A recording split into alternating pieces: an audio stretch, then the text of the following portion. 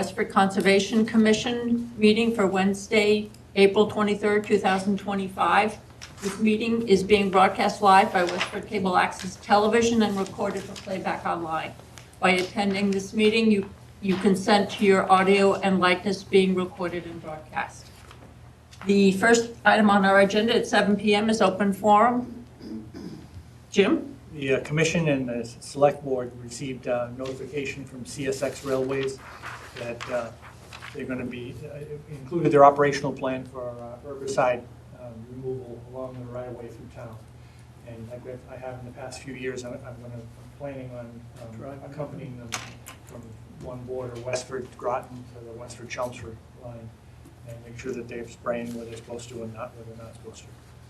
So it's supposed to be any time from May till like August or so. I saw the note you'd written.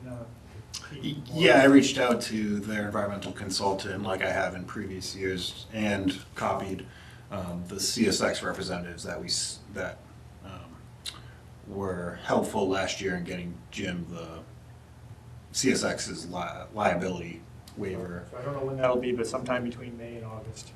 Yeah. And usually they give you kind of like a week notice and then a 24-hour notice. Not a date. That's enough. If I can make it, I make it. Any other commissioners have anything for open forum? Matt? Just like to remind the audience of the Commission's special meeting next Wednesday on April 30th at 7 p.m. in this meeting room for the request to use Stony Brook Conservation Area for Park Run. Do any members of the audience have something for open forum?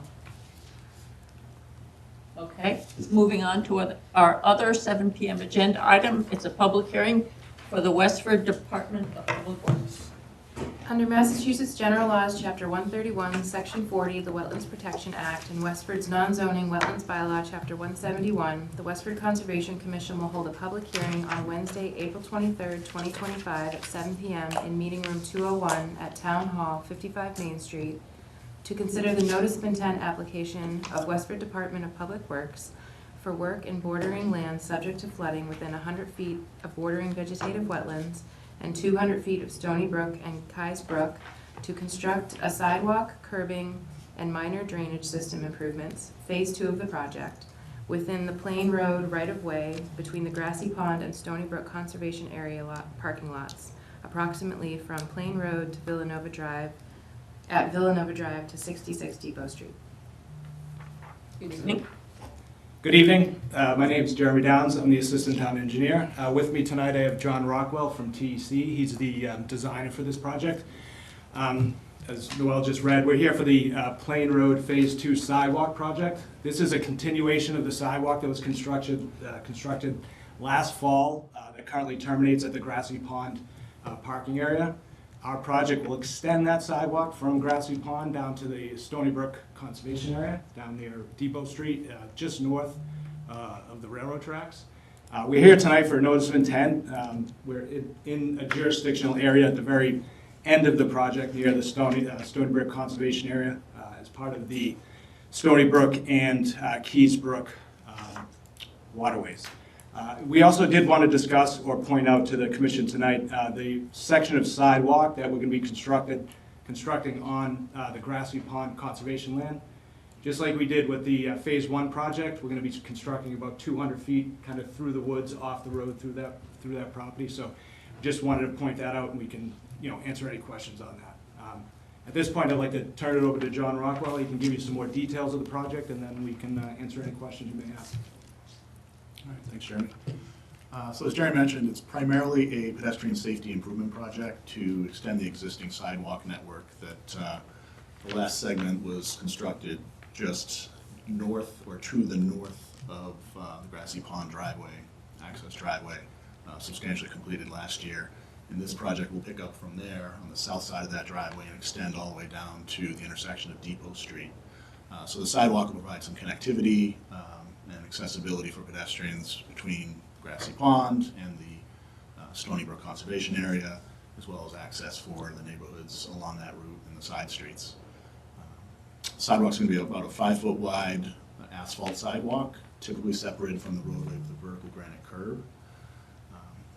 it begins along the west side of the roadway at Grassy Pond, and then at Elmeria Circle, there'll be a new crosswalk to get pedestrians across to the east side of the roadway, and then continue from there down to Depot Street. The project will utilize the existing segment of sidewalk in the vicinity of Graceful Way, upgrading the curb ramps there. And then as we head down to the intersection of Depot Street, where we get close to the jurisdictional areas, see the sidewalk utilizing the existing segment here, and then along the Stony Brook Acres retail site there, we're proposing to install or to create two defined curb cuts, two driveway entrances to that property to provide a much safer environment for pedestrians crossing that area. Today it's a wide open curb cut. Vehicles can back out into Plain Road from the retail facility there. So that'll be a much safer environment for pedestrians, reduce the amount of time that they're exposed there, create more predictable entry and exit points for vehicles onto and off of Plain Road, and again, prevent vehicles from backing out there. So the resource areas in this vicinity were delineated by a professional wetland scientist for Hancock Associates back in the fall of 2022. You can see the lines in blue here, the mean annual high water line associated with this area is the confluence of the Stony Brook and Keys Brook.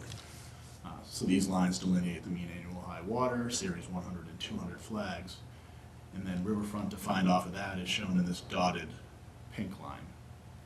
So you can see a portion of the work on the Stony Brook Acres property is within riverfront, and then we're enhancing the existing pedestrian crossing here to the Stony Brook Acres, or the Stony Brook Conservation Area.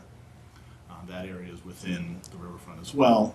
And then on the north side, or the west side of the roadway, within the existing parking area and wide curb cut for the conservation area, we're creating essentially it's a curb ramp that serves as sort of a pedestrian refuge and landing area to more safely define where pedestrians will cross and land to and from, provide that accessible crossing at this location just east of the railroad tracks. So the other resource area in the vicinity is this thick green line here.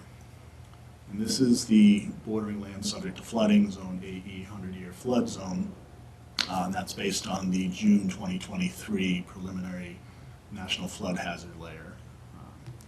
And as you can see, the majority of this curb ramp and landing area here was within that Zone AE.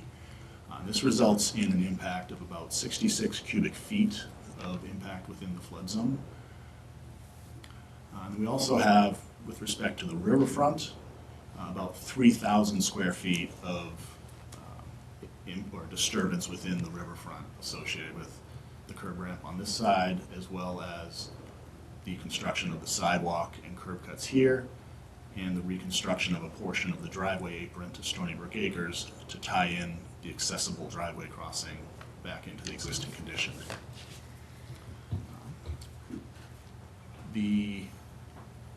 Noted on the plan here, we're proposing to remove a section of existing asphalt pavement within the Stony Brook Acres property.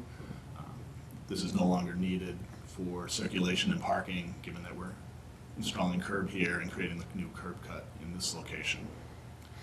Also removing a small area of asphalt behind the new curb ramp on the Stony Brook conservation property there. All total, about 1,100 square feet of impervious area within the riverfront that'll be removed. As far as the drainage system out here today, there's a series of catch basins that tie into a leaching basin that's right within the existing driveway here. That basin will just be adjusted to grade and the casting adjusted to be in line with the new curb line here. But that leaching basin will remain, continue to provide infiltration rather than a direct outlet to the brook. On the east side of the roadway, there's another series of catch basins today which ties into a 12-inch corrugated metal pipe which goes under the railroad tracks and ultimately outlets to the brook here. We're proposing, with the addition of this curb, so gutter flow will be collected along this curb line now. We're proposing to install a new deep sump catch basin here and tie that into that existing 12-inch line with a new manhole. So that'll provide some modest additional treatment to the stormwater that outlets at this location today.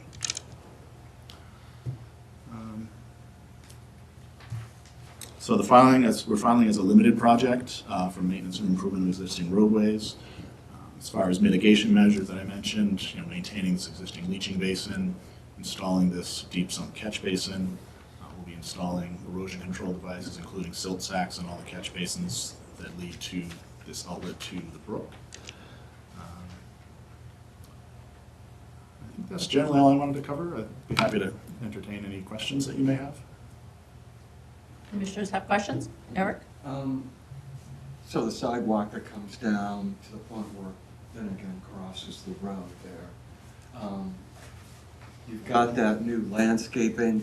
I don't know if it's new, where the concrete blocks are where people are driving into this area to the south. I'm just wondering about the sidewalk right there. It almost seems like you have to drive over the sidewalk to get to that property now. Am I reading that correctly?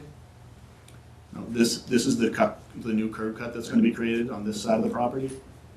It's about 40 feet wide, I believe, close to 40 feet, and then this curb cut over here is a secondary curb cut as well. And that So was- you're concerned about those bins where the bark mulch stored? Well, I'm just worried about if people are coming down that sidewalk, and it seems like there's a lot of activity, right there at that facility, and people just walking there as people are trying to drive in and out of that. So people crossing the curb cuts while people are trying to enter the parking area? Pretty much. So we are trying to, right now it's a wide open curb cut, I don't know, it's maybe a couple hundred feet wide. So we're going to provide two means of access to try to better organize and make it safer for pedestrians that are crossing that long driveway. And the pavement you see right in the foreground there, that's going to all be removed, and that new curb ramp will be in here. The crossing will be in roughly the same location. Yeah, Well, so the walkway this, comes down this way, Correct. and then you're going to be swinging over that walkway into this establishment right here. Not into it, Both just across, consistent with, the road. So there's the existing sidewalk there, it's gonna continue down here. There'll be a curb opening roughly here and up here, and the rest will be closed in with curb. That's gonna be elevated. Yeah, it's going to be tough right there. So, and where the curb cut is, the sidewalk will ramp down to pavement level and then it'll ramp up and then, okay. Correct. I mean, tonight as I was driving by, I had vehicles parked horizontal to that, and just thinking about, two curb cuts right there where, it's open and people just typically driving in and out like that. It really seems burdensome and it would be problematic, people trying to swing it in and out of there, out of those two curb cuts versus having it open the way it is right now. the goal is to create a much safer environment for pedestrians crossing here. Oh, I have no Vehicles doubt, can I have come in and no out. doubt Yeah. that's what it will do. It will do that, but at the same time, it's going to really inhibit, people from driving in and out of this establishment here. Because now they'll have two, curb cuts that they have to go in or out of versus just swinging in and out of there the way they do. So if they're coming towards us on Plain Road, Or even swinging in the other way too. Right now, it's all open. Okay. Then somebody has to judge a curb cut as well as everything else going on There- in that intersection. But that will be predictable with the curb opening, so the pedestrians coming down will know where vehicles are coming in and out. Right now, if they were to walk across this, they have no idea, where a vehicle's gonna enter. Oh, I'm not worried about the pedestrians. I'm worried about traffic driving in and out.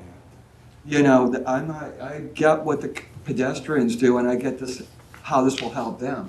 What it doesn't do is help this establishment, because it makes it much more difficult for folks, patrons to get in and out of there, because they're gonna have, two, they're going to have to pay attention to where they're Very leaving. much so, or they're, driving right over that, Is this all within the right of way? Yes, so we need temporary easements from Stony Brook Acres, and we've met with the owners on several occasions, and they're very supportive of the project. And we're working with them, in exchange for those easements, we're gonna remove the pavement and do a little other work on their property.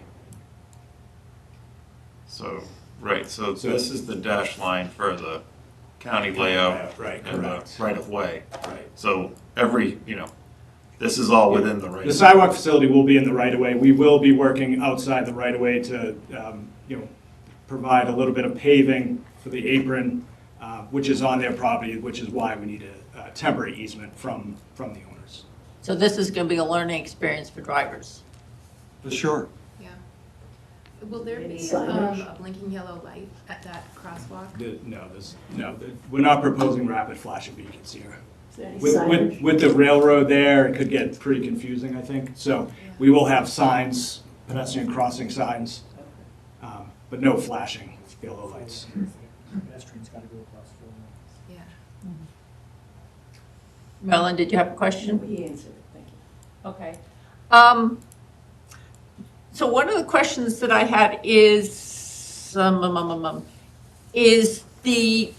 what you said was the leaching catch basin where that landing sidewalk is going to go. Is the sidewalk, because I can't really It's hard tell. to see right there, but Yeah, that's the existing catch basin right there, which is. And it will stay in that location? As John said, the grate will get adjusted so it's up against the curb.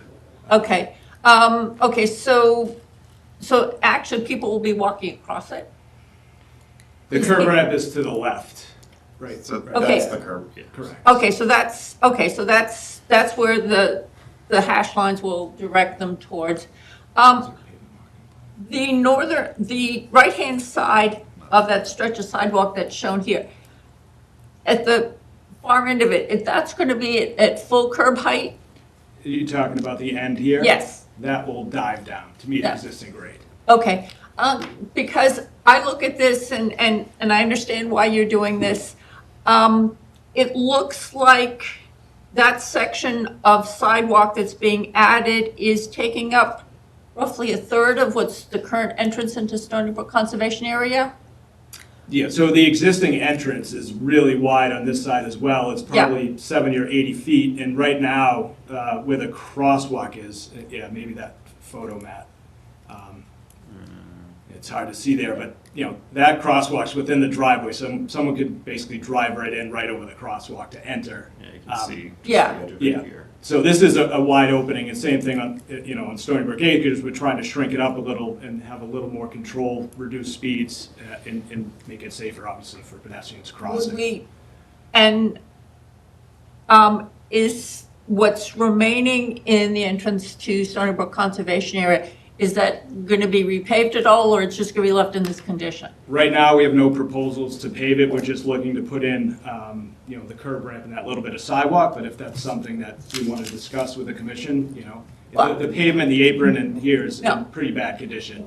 Yeah, what I'm concerned about is, and it just, thinking about, because I live on the street, so I've seen people going in, going out, and it just, is there is there a painted stop line that's going to tell people exiting from Stony Brook Conservation Area that you need to, here's where you stop and look to make sure there's no oncoming traffic?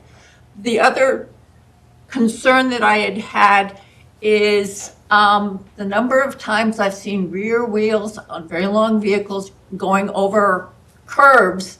It's thinking about a fire truck leaving that area, heading back to the fire station, school buses leaving, heading south on Depot Street, is if you've got people standing on that sidewalk and you've got a long vehicle trying to get out, my concern is that the rear wheels going over that sidewalk as opposed to staying on the pavement or the roadway. Matt, do you have those turning exhibits? Yeah, the curb cut is wide enough to allow both a school bus and a fire truck to maneuver without having to go over that sidewalk segment. And, It's about 35 feet remaining at the right-of-way line. huh? Wetlands? Well, no, but what, yes, but it's also our property. So this is property we have care and custody of. So as the property owner, part of what I'm also thinking about is, for example, here, this is the school bus. Correct. And it's actually going to the edge of pavement in the lane that entering traffic would be using. It's turning without encroaching into the opposing direction. But No. it's starting. Correct, on When the it's- driveway, it's taking up the entire. Yeah, as it's leaving Stony, Correct. both with the school bus and with the fire truck, as they're leaving, they're actually in the lane that traffic entering Stony Brook Conservation Area would be in. Right, because it's such a low-volume driveway, that's typically an acceptable maneuver for that to happen. Okay? And if they were to make that turn here, and without this improvement, that they'd be over here, and then Yeah. they'd probably encroach into the oncoming Yeah. lane. No, I just, and I guess my real concern is if you happen to have a vehicle turning in and and a long vehicle is trying to leave, what you're going to have is potentially the rear wheels going over the end of the sidewalk, and if there's a pedestrian there, they better be paying attention. Yeah, we're trying to make an improvement here to Yeah. protect pedestrians, and right now, as I mentioned, this crosswalk is right in the middle, Yeah. so if a pedestrian was crossing, somebody could turn right in them. So we feel that with the curb on both the front and back side, it's going to provide much more protection. It's going to define the crossing better, make it more visible. And, pedestrians here, they're going to, just like any pedestrian, you have to be aware of your surroundings and make sure, if there's vehicles entering or exiting, that you're paying attention. Any vehicle that is exiting will be at a slow speed, and, it's plenty of sight distance, so a pedestrian would be able to see those vehicles. Okay, and the sidewalk's extending here because we're expecting people to continue walking into Stony Brook Conservation Area. This is actually giving them pedestrian access to it. Right, yeah, the curb ramp is where people will generally stage before they're waiting to cross here. They're not gonna generally be waiting over here. This tip down is really just as an accessible route if there happened to be someone But if they, able-bodied to be able to access this segment of sidewalk, and there's no continuation of sidewalk here. right, So I think this ramp will be rarely used for that. okay. Is there a reason why that ramp can't go straight if they're heading towards the conservation area anyway? That way it doesn't come into the opening of the parking area?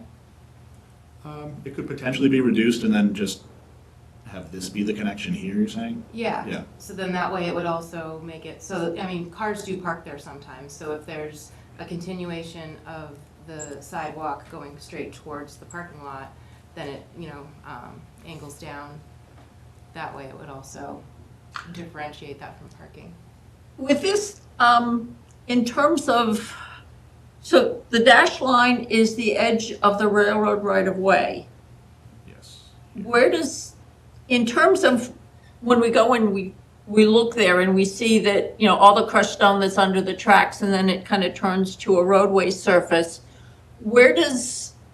is that where it talks about the gravel? Is that basically? I think this is the edge of gravel, is that right, John? Well, this is the edge of the, Okay. the broken up asphalt that's part of the parking lot. And then this segment here, I think is basically the slope, the berm up to basically the ballast. The on railway, gravel. okay. Yeah. So for reference to, that's the railroad sign. Okay, yeah, because thinking about, you're right, when a lot of people are using Stony Brook Conservation Area, this is very often used for parking, especially people who are gonna go running, if they come with their bikes or whatever. Yeah, I That's mean, the way they're headed, why not have the?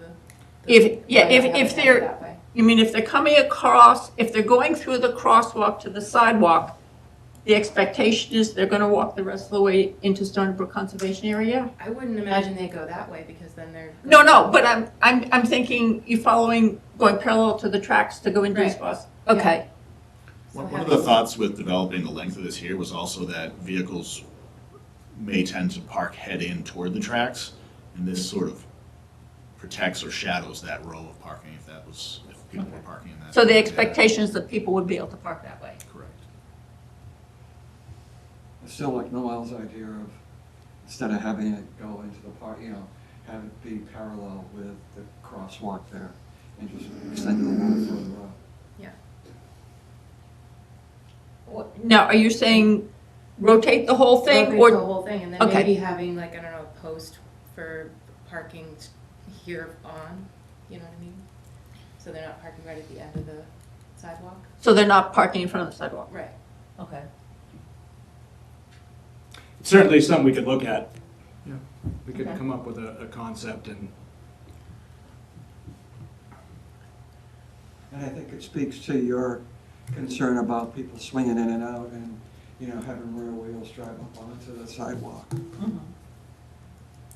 I still think we would have some curbing along here, but it wouldn't necessarily have Yeah. to Have to stick out as far, extend that yeah. far. Yeah, We do like the idea of when we have intersections, access points to kind of narrow them, so it does slow people down. It's more defined, Mhm. both for motorists and pedestrians.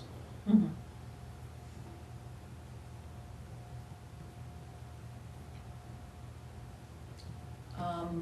Matt?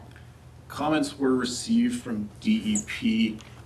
Would you be able to briefly kind of specifically address them?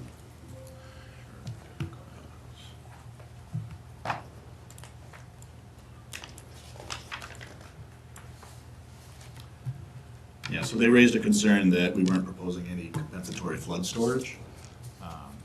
But we had argued that, given the minimal nature of the impact there, the 66 cubic feet, and that really that impact was critical to providing a safe landing for pedestrians, and as a limited project filing, up to the discretion of the commission to consider that de minimis impact within the BLSF.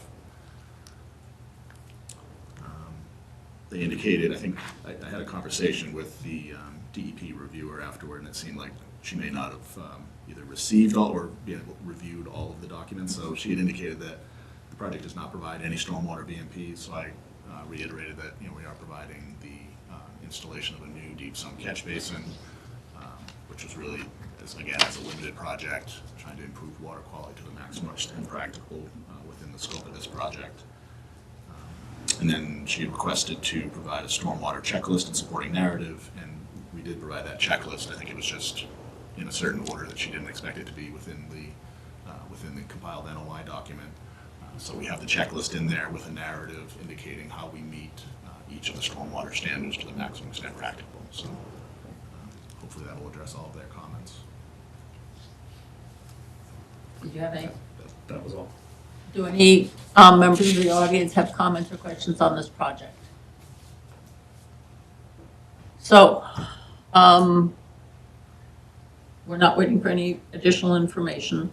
Well, I mean, in terms of, Different design for the crossing. yeah, Yeah. kind of an updated design, but outside of that, no, we can certainly draft special conditions for the commission to consider at their next meeting. You know, send them to you guys as well to review. Okay. So as far as that opening, we can provide with an exhibit, and then if the commission's fine with it after the fact, we can incorporate it into the plan set, which will become the approved plans. Is that acceptable, rather than updating the full plan set right now? I mean, there's 3 weeks until the next meeting. Would that provide sufficient time to just update the plan set, and so we have one? Yeah, I just didn't want to fully update the plan set and then have it not, the concept not be what the commission wants. So I was thinking more of just, you know, one sheet with that new concept shown. Oh, yeah, And then one we sheet can- with that. Correct, and then we can, if the commission finds it acceptable, we'll certainly incorporate it along with whatever other details need to accompany it. Yeah, that sounds, at least in my mind, No, that's. that would. That's fine, Yeah. as long as it happens. What's your timeframe for doing this project? For constructing it. Yeah, So we still need to finish phase one, which we're hopeful to start in a couple weeks. So we'd like to start this project probably sometime in June. okay. And you'd be starting up at the Stony Brook Conservation, Grassy Pond area? Most likely would have to review with a contractor. Okay. Right now, Newport, we have them on board to do the Okay. construction. They're the ones that did phase one, so it'd just be a continuation of that project essentially. So I assume they'll start up there. Okay, no, I just Yeah. curious. And what we'd like to do, like we did on phase one, is have members of the commission or the chair kind of walk that section of Grassy Pond, just to make sure you're okay with, you know, the path that we're choosing.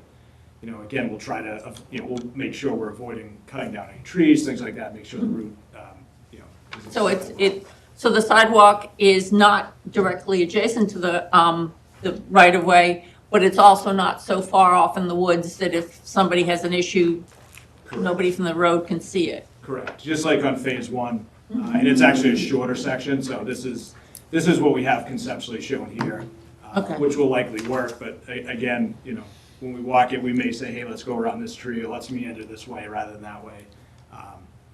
It worked out well in phase one, so we'd like to do the same thing.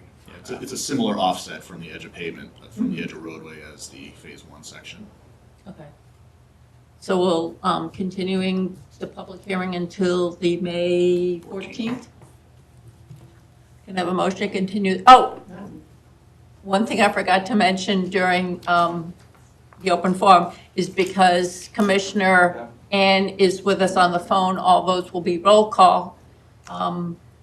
So if there's no other questions at this time, can I have a motion to continue the public hearing to May 14th? Second? All those in favor? Eric? Aye. Marilyn? Jim? Yes. Ann? Yes. Noel? Yes. And Margaret, yes. Thank you. Okay, moving on to our 7:10 PM agenda item. It's a public hearing for Mass Electric Company, the Concord Road and Snow Drive rights of way. Under Massachusetts General Laws, Chapter 131, Section 40, the Wetlands Protection Act, and Westford's non-zoning wetlands bylaw, Chapter 171, the Westford Conservation Commission will hold a public hearing on Wednesday, April 23rd, 2025, at 7:10 PM in Meeting Room 201 at Town Hall, 55 Main Street, to consider the request for determination of applicability application of Mass Electric Company for the replacement of utility poles and selective tree removal and trimming within the rights of way of Concord Road and Snow Drive, portions of which are within 100 feet of bordering vegetative wetlands and bordering land subject to flood. Perfect. Thank you for the introduction. For the record, Dave Goshgarian with LEC Environmental, presenting on behalf of the applicant. As was mentioned, the applicant is Massachusetts Electric Company. The project that we are proposing tonight is an RDA for the replacement of 77 existing utility poles along an approximately 2-mile stretch of Concord Road. There are several other roadways that are affiliated with this project. For the record, I'd like to mention those: Banbury Drive, Kings Road, Snow Drive, and Old Road. So what we're looking at here is the project footprint. In terms of the protected wetland resource areas that we have on within 100 feet of this project footprint, they include bordering vegetated wetlands, bank to intermittent streams, bank/mean annual high water to a perennial stream, which is, I believe, Vine Brook to the west in the western vicinity of the project. We also have 2 vernal pools, potential vernal pools that are located to the north of Concord Road, about 2/3 east of the way along the project footprint. We have riverfront area associated with the perennial stream, and we have the respective 100-foot buffer zones. I'd like to mention that the vast majority of these 77 poles are outside of conservation jurisdiction. So as a result, I kind of highlighted the 4 sections that focus on anything that's relevant with this hearing. So if we want to kind of just go through those one by one, starting with sheet number 1. This is the perennial stream. So it's perennial stream infringing bordering vegetated wetlands in the western vicinity of the site associated with Vine Brook. What we're looking at are approximately 2 poles located within the 100-foot buffer zone and a total of 5 poles located within riverfront area. There's not too much more to this scenario, so I think we can go to sheet number 2. Jim? In your notice, it said that there was selective tree trimming and cutting. Yes, I will definitely get to that. As you go through, can you identify any of those? Do you mind if I touch on that towards the end? Because I have a, um, or I can touch on it right now. We'll start back over with chart 1. Plan 1. Sure. Okay. Yeah, so we coordinated with National Grid to actually have them come out today and do a complete tally of all the trees that are going to be cut. This is old trees, this is dead trees, this is groups of saplings, multi-liter, red maples, or saplings, and the total came to about 50. Out of that 50 trees, there is, when I say significant, 15 to 20% that are dead or dying. And so Matt forwarded me the 2 questions. I believe that was question number 1, the quantity. Number 2 was the methodology behind how these trees are selected. And it's usually, you can imagine, a 10-foot sphere that is around the upper part of the transmission line. Anything that is prospectively going to interact with that or corrupt the ability for somebody to get in there and do the extraction of the pole and put the replacement. That's how that's selected. So is the 50 along the entire length of the project, or 50 trees within jurisdictional Jurisdiction, areas? 50 trees within jurisdiction. Okay, 15 to 20% dead or dying, and we're also talking about a DBH of maybe 3. So we're not talking about fully mature trees. okay. Okay, if we want to go to sheet number 2. All right, so what we're looking at is the 100-foot buffer zone to BBW, which we have 4 poles located in there. This is where I mentioned we have 2 PVPs. They're located to the northwest and in the central vicinity, kind of in the central area that we're looking at right now. So 2 PVPs there. Any questions with that? Okay, on to sheet number 3. So this is towards the end of the project, the very eastern quadrant of the project, and we have, looks like 2 poles in the 100-foot buffer zone to an intermittent stream and fringing bordering vegetative wetland. That's really all I have for the presentation. Happy to recap anything or take any questions. And Snow, there's one at the end of Snow Drive that Oh, I think sorry, is yep. literally, Yeah. It's in or on. Yeah. Yeah, it's in or on. But again, we got together, in lieu of Matt forwarding those questions to us yesterday, the day before we met up together, and have a spreadsheet with everything documented in terms of the quantity, so.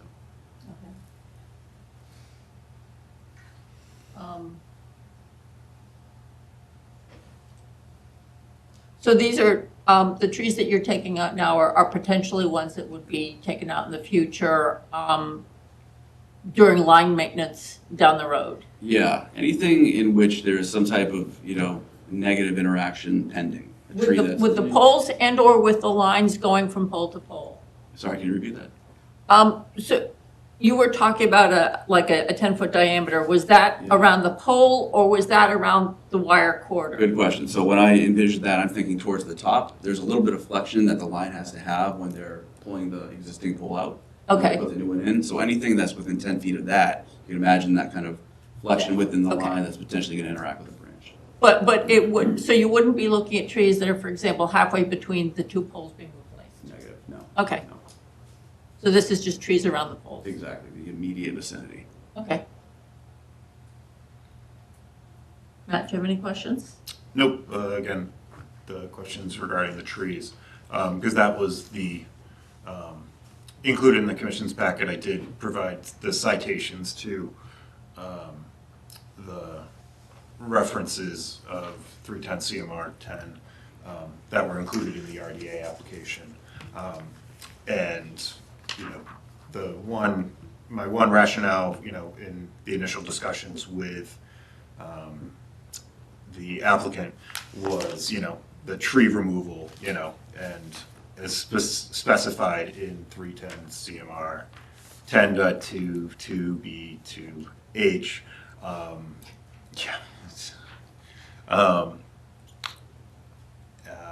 Yeah.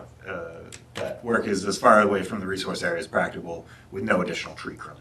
So that was my one, in reading the regulations is, kind of what didn't, why I didn't think this was a minor activity. I know sometimes, when, gas lines are being replaced within the rights of way, the commission will get, kind of notification that it's, ancillary to the act and I consider it a minor activity. So that was my one reservation, and having the getting the information, and it's also good to know that it's everything 3 inches DBH, which is fairly small.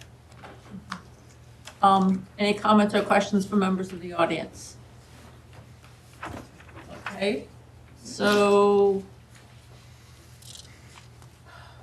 conditional negative determination? I don't have any, unless, Okay. just a negative determination, unless there's any commissions have any conditions. It's fine.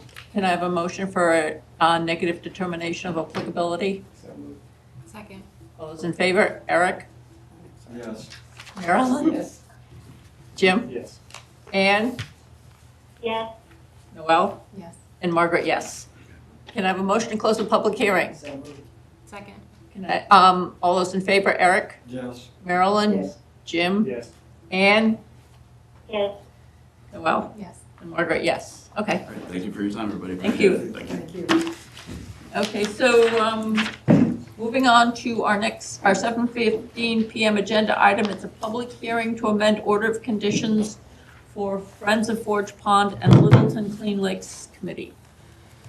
Under Massachusetts General Law, Chapter 131, Section 40, the Wetlands Protection Act, and Westford's non-zoning wetlands bylaw, Chapter 171, the Westford Conservation Commission will hold a public hearing on Wednesday, April 23rd, 2025, at 7:15 PM in Meeting Room 201 at Town Hall, 55 Main Street, to consider the request to amend the order of conditions by the Friends of Forge Pond to allow the use of herbicide and algaecide treatments and suction harvesting of plants as a method of controlling invasive and nuanced plant growth, in addition to drawdowns and physical harvesting of plants at Forge Pond.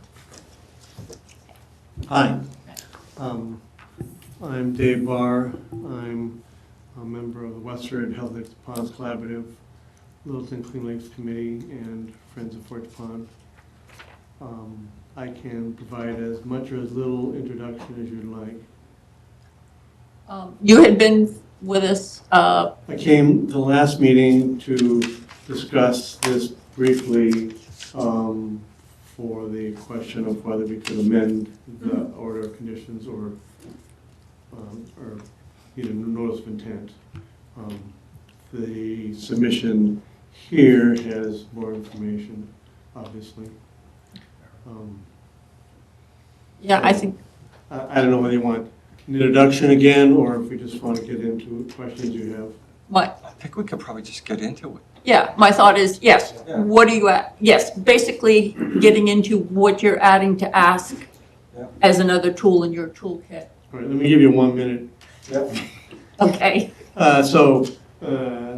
The plant growth in the lake is much worse than it's been, up until the last couple of years. There's a lot more plant growth and density. We currently are allowed to do drawdowns and plant harvesting of eco-harvesting. Drawdowns have not been as effective in the last couple of years because of the warm winters. Eco-harvesting we haven't been able to do very effectively for the last 2 years when we've tried it for various reasons. We were hoping to do a big eco-harvesting this summer, but we can't because we have to get a dredging permit, which we're not going to be able to obtain until either too late in the summer or until the fall. So we're looking to try a herbicide treatment early this summer to try to work with these other mitigation applications that we really can't use this year to see if a herbicide treatment this summer would make eco-harvesting next summer more effective, because we will, hopefully have taken out a good part of what we have to deal with next summer. And also, we're looking to get approval for diver-assisted suction harvesting, which was formally approved when we did the amendment for the physical plant removal, but specifically broadly it was included, but specifically only eco-harvesting was approved, and if we wanted to do suction harvesting, we were asked to come back and discuss it again, not necessarily with as much behind it as this amendment is, but since we're coming, we thought we'd ask for it at the same time. mm-hmm. Do any members of the commission have questions? Are you still using the benthic mats? We have been, yes. We have a pilot project, which last summer was the third summer for that. We have one of the board members of Friends of Forge Pond who is in the process of providing the report to you on last summer's experience, and the intention is look at what's the overall experience for the pilot project and come with a suggestion for how we move forward, whether it's just an extension of, potentially extension of the pilot project, or a next step in the process. They haven't got that ready yet.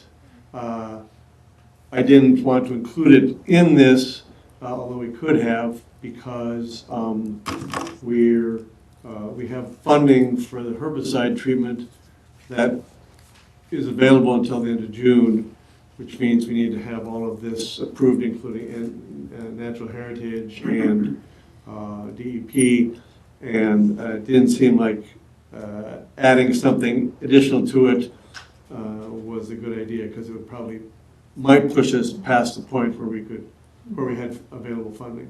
Okay. So, And yeah. you'll be giving us, a progress report on that. The intention is to give you a project report on that and a request for whatever Okay, the next. but independent of this at this point. Yeah, separate, yeah.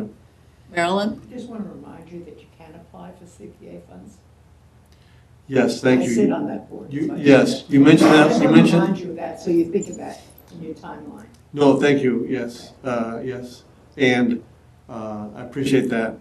I spent the last couple of weeks putting together a statement of work for possible improvements in the dam area where we're getting hydraulic and hydrological modeling for some possible improvements there. And that funding is also only available until the end of June. So I need to get that statement of work ready so that I could work with the engineers to have them get it done I just want to before. be sure that you do. So that. that's, It's a possibility. yes, that's next on my list. Thank you. You're welcome. Thank you for doing all this work. Thank you for working with us. Matt? So just kind of touch on a couple of points, so it's in the project record. The herbicides proposed are approved by the US EPA and the Mass Department of Agricultural Resources for use in aquatic systems. They are included and listed in the Mass Generic Environmental Impact Report for lake and pond eutrophication of lakes and ponds in the state. And in addition, There were- any applications? There were 3 on the approved list that were not requesting to be included. yes, 2,4-D, glyphosate, and imazamox. Additionally, any application of herbicides in aquatic ways is regulated by the Department of Environmental Protection, and a local license to apply chemicals would need to be received prior to any herbicide or algicide treatment.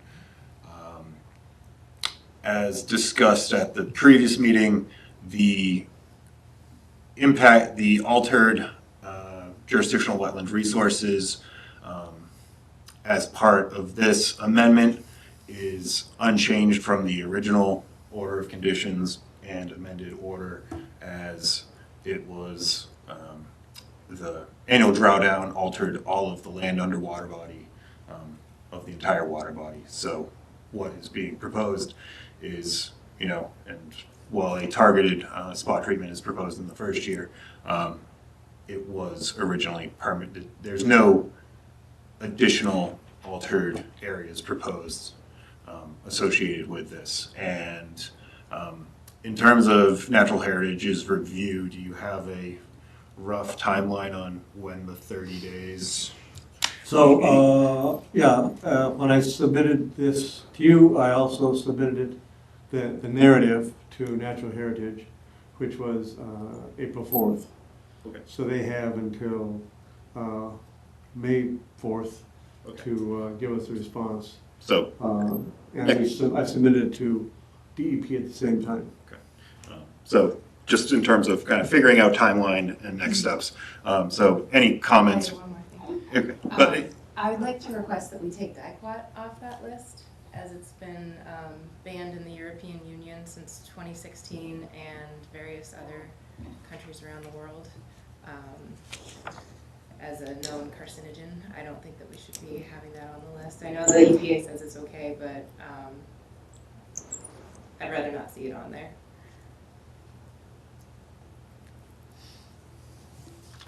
Any comments from other members of the commission? What's the plan to pick amongst the roughly 10 items? So, Which ones are you going to use? I can't tell you. So, like I said, How's your applicator going to decide? right, so like I said, in the treatment process, we would be working with, first we would be getting plan surveys of the area to see where it's appropriate to be using it, working with, for sure, the vendor to get their input on, depending on what the plans are that we're dealing with, what would be the most effective way to deal with those and to minimize any other effects on things that weren't a target.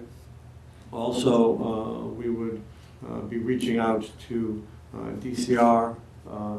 We had a Zoom call with them today with Clean Lakes Committee, and they have most of their experiences with herbicides in state lakes, state park lakes like Cochituate and Charles River and things like that.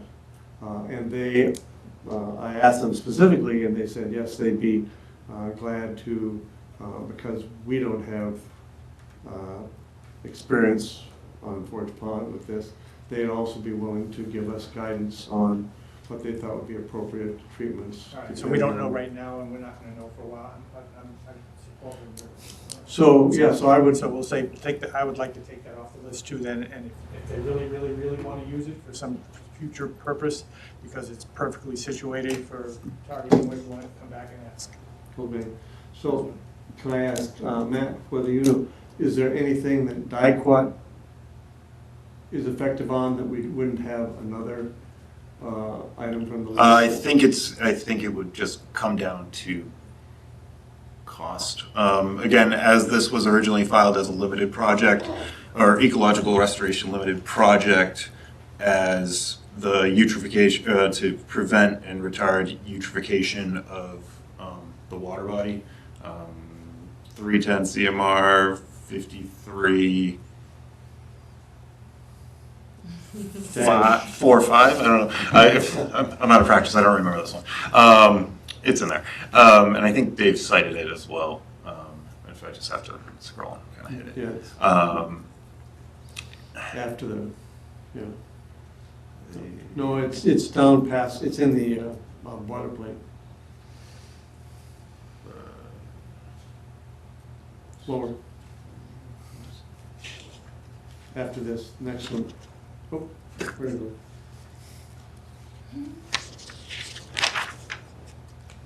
Oh, here. The reference is. Oh, here you go. The Ecological Restoration Project, 10.534E5. So, as the proposed work, or the proposed herbicides would be for the management of invasive species, as which in a DEP guidance document, invasive species are inherently not beneficial to the environment, to the ecological value.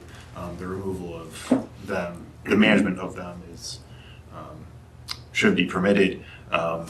And where the herbicide is approved by the US EPA and the Department of Agricultural Resources, similar to I don't know if the commission can,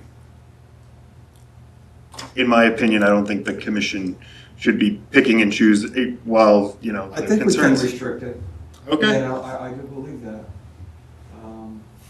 You know, I think we could, and I think when we look at NAB, and when they're doing, you know, they're, you know, making sure the pond is right, and looking at their tools and their, you know, toolbox, you know, I think they have to come If there's a back before- particular- So, I mean, Particular for a frame of reference, dicot is used in Nabnasset and Long Sought Fort Pond. Oh, I know. Okay. So what we're saying is, is remove dicot from Going forward. from the list of herbicides that can be used here, if in fact we find that there's a problem plant, It can only be addressed by dicot. then, Ask again. Then they come back to us, they talk about it, and. but that sounds like it gets us, it basically leaves us without, if we encounter that situation, it leaves us without options for this season, because I think you're saying that the funding is available through the end of June? So in fact, we'd have to look. Really, though, he gets his funding, he's gonna do his stuff, if he has to. Well, when use does the- dicot, then. When you say that, so if the funding's available through the end of June, when would the treatment be intended to be applied? June. Okay. What's the turnaround time on an amendment request like this, in terms of filing and everything? Where an amendment has to go to Natural Heritage and they take 30 days, that's the kind of, you know, it could be, if it didn't have to go to Natural Heritage, it would just need to comply with notification So- requirements and, But if Natural Heritage has been told about the dicot, but if the language in Natural Heritage, the condition of approval for Natural They Heritage just is. have a long list. well, no, because are you saying that if we take it out here, it basically, by default, is removed from what National Heritage is told about? Well, I mean, if it's not approved in the order of, conditions, this special condition would, you know, if they wanted to use it and file an amendment, upon filing for any renewal, extension, or amendment of the order of conditions, the applicant shall contact the division for a written Okay, response. so they'd have to go back to National Heritage a second time to get approval to A use. substitute, we're not a substitute. Well, I think we're talking about the case where we're talking about the case where dicot is significantly the only effective option for a particular plant, right? So So what, do you leave it in the toolbox now, but then they would have to come back for us to get authorization for use? I mean, if the vendor, when selected and, you know, based upon the survey, you know, this year's survey determines that the best, you know, tool in the toolbox, to use your term, is dicot, you know, we can certainly, I know in the order of conditions for NAB, which again predates the generic environmental impact report being issued, there was a special condition that did require kind of a, you know, approval of an annual treatment plan, you know, approval of the area. And again, they only proposed, you know, the order of conditions for NAB, I think, only approved 3 herbicides and, you know, a copper-based algicide. So again, you know, I think the commission, in my opinion, the commission's kind of request to say, ask for everything, you know, we're now, I mean, dicot is, you know, a regularly used herbicide for these practices. And if the commission wishes to restrict it, I would like rationale to include as a finding as to why. so, So you want us to bring you a list of health effects and, you know, haven't you ever Well, seen again, those commercials where the. I mean, but it's approved by, Eric, it's approved by the EPA and are any of us chemists with which can review this? You know, well, isn't that what the United I think States you're looking Environmental? for a literature review, and if we show you there's enough cause for concern, is that sufficient? Well, so you're saying you're superseding the, you know, But somebody What? has to, somebody has. Well, to and I do it. guess some of it also has to be is also with, you talk about the scientific research is, I guess we would also be looking that says, is the case study, the circumstances, the context where the use is counterindicated, or the reason it's banned in some place, is that the same situation that we're dealing with here? You know, in terms of very targeted application for, is the way dicot would be applied here comparable to the way it was applied in the places where it's been banned? Yeah, I mean, it just, What other chemicals do Well, they it use in just- place of it? and, If they stop using it, what are they using? well, and I guess, you know, if we're choosing, if herbicides are selected based on the target species, is it possible to write a special condition that says, dicot, if in terms of dicot is the only effective solution for a particular plant, then it triggers a request for us to confirm that, yes, it can be used in that case. You know, in terms of Yeah. blanket, blanket no versus only if there's no alternative. So, I think what you're saying is What does it do? included as approved in the order of conditions with the requirement that You have to- if it's It has to recommended, be, we have to come back to you for a specific. yeah, demonstrate that there's a particular instance where that's the only effective or the most effective You treatment. could get a specific approval for that. Right, and that would not require an amendment, that would just require Yeah. coming back and talking to you and seeing if you agree. Mhm. Can you get some background on this? Yeah. Yeah, if you can get literature that, send it to Matt, and then Matt can send it out in our next meeting packet. Okay, Okay. Matt, can you do that in a special condition? sure, okay. or if it's recorded, we'll figure it out. You'll listen to I the, mean, you guys get to review it afterwards, and if it's not what Oh, you, I mean, okay, yeah. I mean, I think, you know, it's, yes, it's still doing as much as we can without As long taking as it it's to a not lab. killing the to- neighbors, okay? Yeah, I mean, there's a reason why it was banned, so let's have that reason as well. okay. So, are there any comments or questions from members of the audience? Would you come up and tell us who you are, please? And let us have your comments. Marisha Taylor. I'm a resident of 4 Pond Street. Hi. My question is simply, this is not my issue, but I came because I'm interested in Forge Pond and a neighbor there. But my question after the discussion is there time, if you need to apply it in June, is there time to get the permission of this commission to use the dicot? I didn't hear the final timeframe of We it. have more meetings. So presumably, we would, once we get approval, we would be doing our plant surveys, and soon after the plant surveys, I'm intending to engage with the vendors now to let them know what we're planning, and we can get kind of queued up, show them what we had last year for plants. They'll probably be very similar this year, so they can sort of be ready. If they think we're going to need dicot, we could be ready to, come in right away. And that would be handled, so Matt, that would be handled by getting a discussion item on the next meeting's agenda. We would Okay. talk about it and just say, make a decision, a decision at that point. So it's, it's basically within a 2-week window of when they've, Okay. That was a my 2 to question. 3 week window of when they've recognized that they would need to End of use April that. now, so you'd have to come back in May because you have a June application.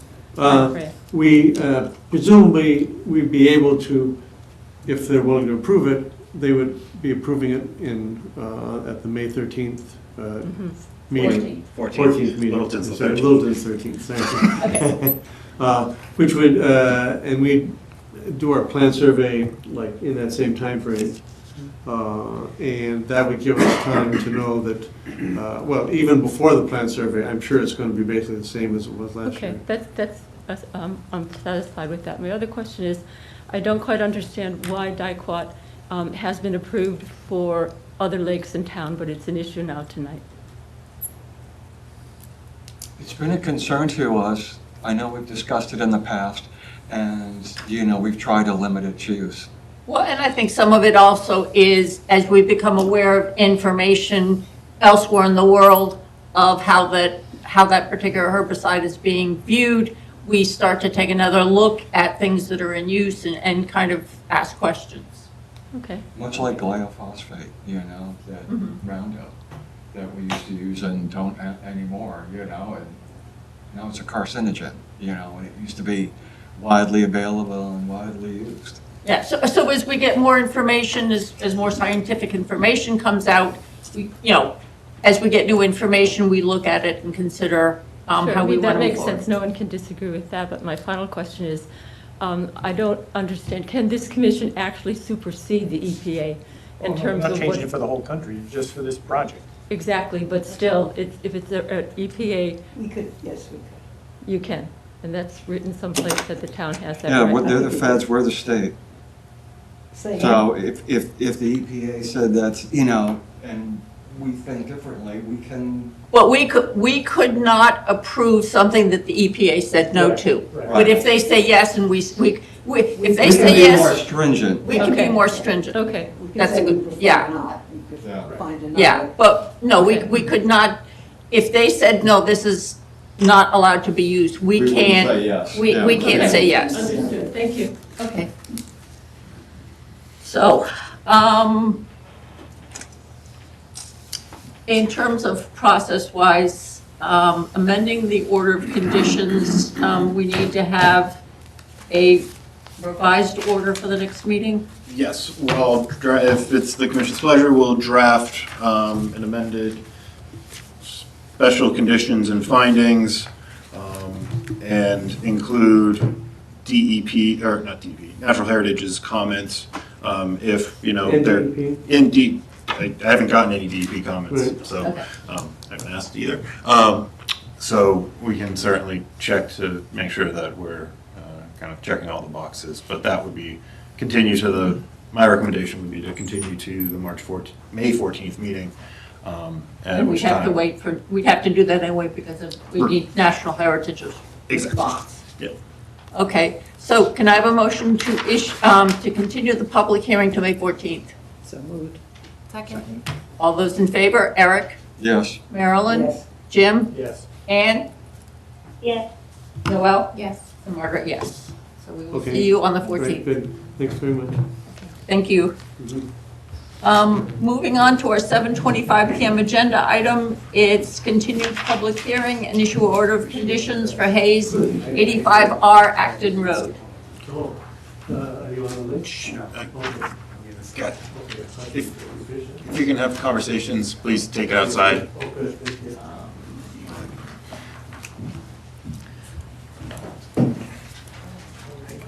Hey, Oh, thank you.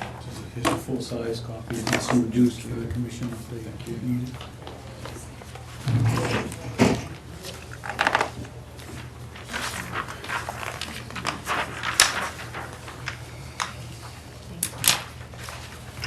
Good evening. evening. Peter Bemis, Engineering Design Consultants again. Thank you for having us and giving us the opportunity to present the revised plan. So you got this in your packets. The one thing that didn't happen before the packet had to go out was the soil testing.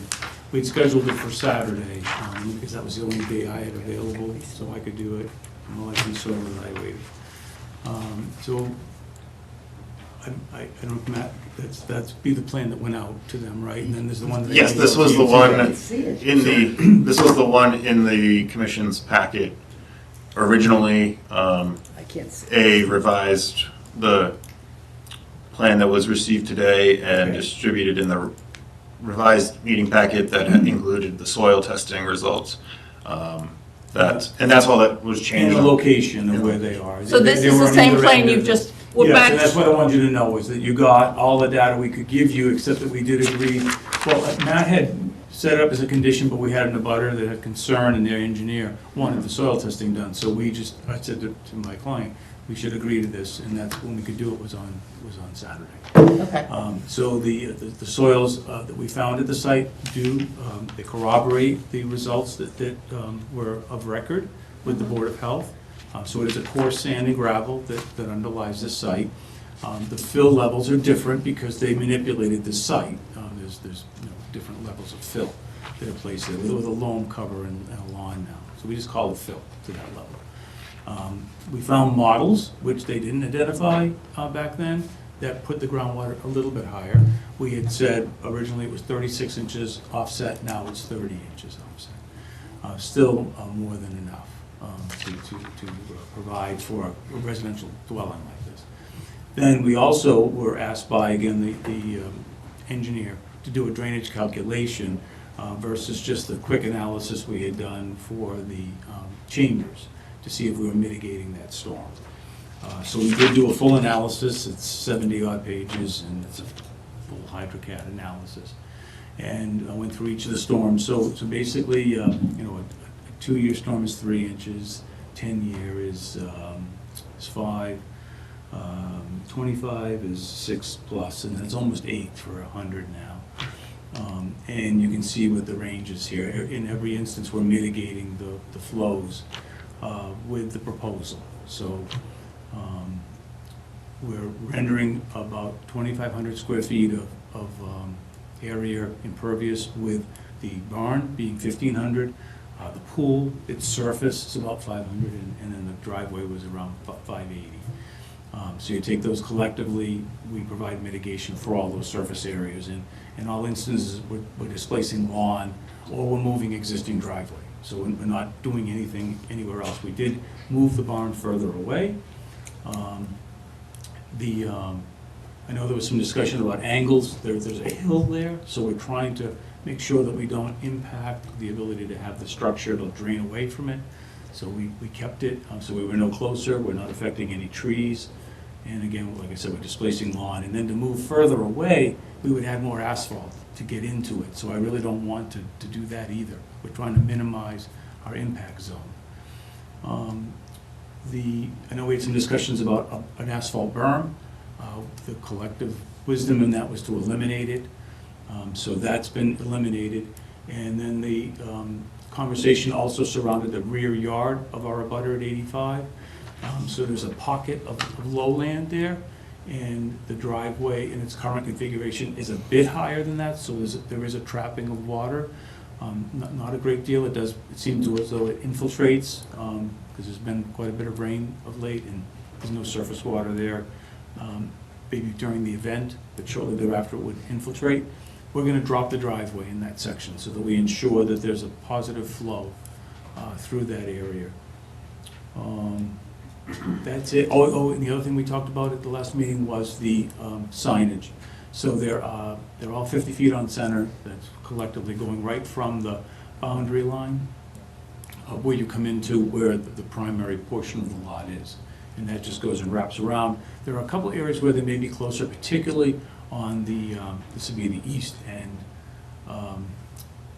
to the right there, Matt. I think those two are probably the closest. Yeah, the laser pointer. Oh, I'm sorry. We're at the corner, so that covers. Just watch your eyes, sir.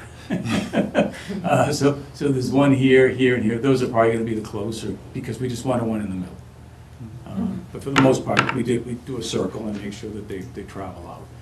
We'll assist the homeowner with getting those in the right position. The buffer replication area is still there from the last meeting. And then in the narrative for the drainage calculation, it's about a 10-acre site, of which there's about an acre of developed area here. If you take the driveway, the whole yard area, that's what's really been affected at this point and open, not woodland any longer. And then we're doing work on about 10,000 square feet of area, and about a quarter of that is made impervious. That's kind of the full analysis. So it's a real limited project, limited impact area, and I think we've given the proper mitigation to put this proposal forward with you. And we did address all the abutters' concerns, and then yours that you've raised at the last meeting. So thank you.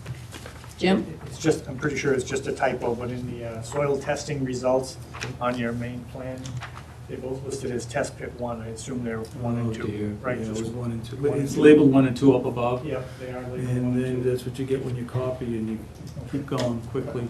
So sorry about that. It's Thank just you. 1 sir. and 1 and 2. I was trying to do this just for records, so you had it in your records. Okay, that's good, thank you. Any other comments or questions from members of the commission? Matt? Just a minor, nothing with respect to the plan itself, and if there are no comments from members of the audience, I can certainly go on to. Well, let me, yeah, I'll check. So do any, do any members of the audience have comments or questions on this project? Okay, Matt? Just have a couple updates to the draft findings, particularly the third, 1, 2, 3, yeah, where the impervious area of the driveway being increased 480 square feet. Okay. Additionally, kind of specifying with respect to the waiver from the minimum setbacks, it was listed as no closer than 55 feet. We can, now that we have a final plan, we can specify the distances from both the barn and the pool for a little specificity. And lastly, included in the plans and documents considered include, update the plan, but also include the stormwater analysis letter and report. Just so everything is in the record for the, again, nothing substantive to the special conditions. In the findings, I would have a question. So the very last reference in the big paragraph under findings, the very first paragraph there. Yes. It's talking about I assume it's the certificate of compliance for building the house. Mhm. Just from looking at this, it looks like the dates could be out of order. Is that March 14th of 2013, correct? Yes, so the original, That's not the construction of the house or benefit of order of conditions issued in 2021? the existing dwelling. This is the order of conditions in 2021. Oh, I think that should be 2001. Okay. I think that's a typo. I'll correct, I'll make sure the dates are correct. You know, Okay. it's a nice little. Something didn't look right. 20-year-old orders. Tell which you know. one was off. Okay. So you're gonna, I'll make sure all the dates again in that finding are correct. but the date itself does not change how we feel about. No, a certificate of compliance, certificate of compliance. We just want, Just it's actually a historical account of the development on the property. yeah, we want it to be accurate. Will do. Okay. So if there are no other comments or questions, can I have a motion to issue the order of conditions as amended? All those in favor, Eric? Yes. Marilyn? Yes. Jim? Yes. Anne? Yes. Noel? Yes. And Margaret, yes? Can I have a motion to close the public hearing? Second? All those in favor, Eric? Yes. Marilyn? Yes. Jim? Yes. Anne? Yes. Noel? Yes. And Margaret, yes. Okay, thank you very much. Thank you. Okay, moving on to our next 7:30 PM agenda item. It's a continued public hearing for Zom Living LLC, 37 Towers Road. Good evening. For the record, Brian Gaudreau with Hancock Associates. So I anticipate my presentation to be relatively brief this evening. Last Thursday, we were on site conducting sidewalk, kind of looped the perimeter of the property, looked at all the resource areas, pointed out some areas of development and whatnot. I guess my goal for tonight is, now that the commission has had a little bit of time to think about it, if there are any additional kind of questions, concerns about specific on-site areas, happy to answer them. Outside of that, I do have a list of 4 items that we owe you some more information on, a discussion, and we anticipate that for future hearing, one of them being the snow storage plan, one being O&M, specific to the restoration areas and when seasonally they're gonna be mowed and things like that. We did speak about the nature overlook, the first one on the northern side by the gravel pond, which was directly adjacent to the edge of the BVW. We're looking at that right now to relocate it. I believe that is gonna be our preference versus changing materials, so we'll try to pull it back as far as we can from the wetlands and most likely the multi-use path along with it. Just try to tuck it a little bit closer to the parking lot. And then also a quick narrative or description of the phasing. So when the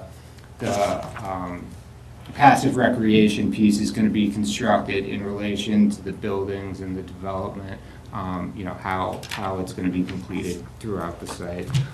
So we owe you some things, and then I'm here to listen if there are additional items that the commission would like to have us address.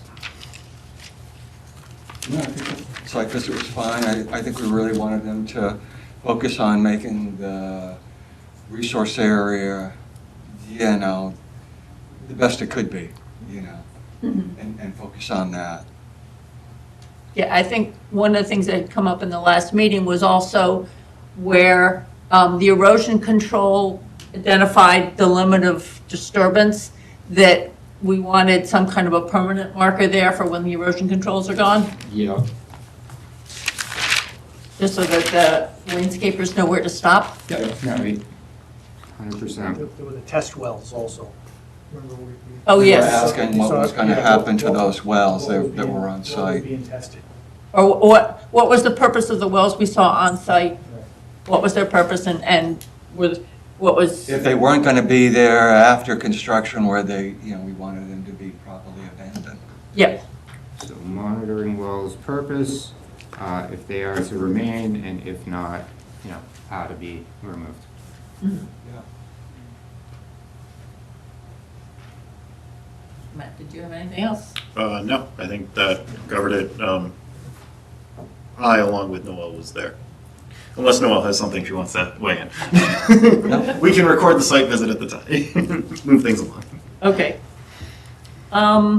So in terms of where you are with the planning board, Yeah, so we have a planning board hearing next week. I had anticipated receiving some peer review comment letters already. I have not yet.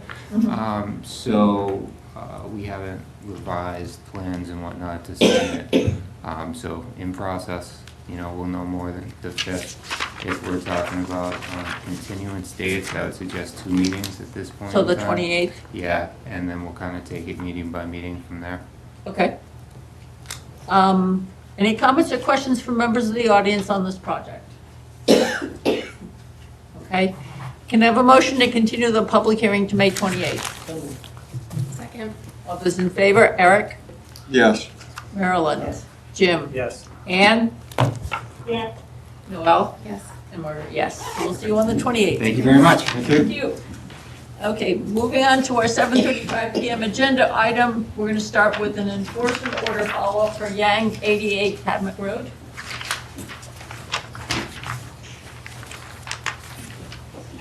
Good evening. Hello. Good evening. So, hi, I'm Jingchi Yang of 88 Tadwick Road. You don't need to speak into the mic. The Oh, mic will okay. pick you Sorry. up. There's a new system since you were last year. So why do we have one on the table? I don't know why we have, I think it's to pick things up, but Okay. again, it's just Maybe general it's- area. Maybe it's just in case. Yeah. Okay. So if you, last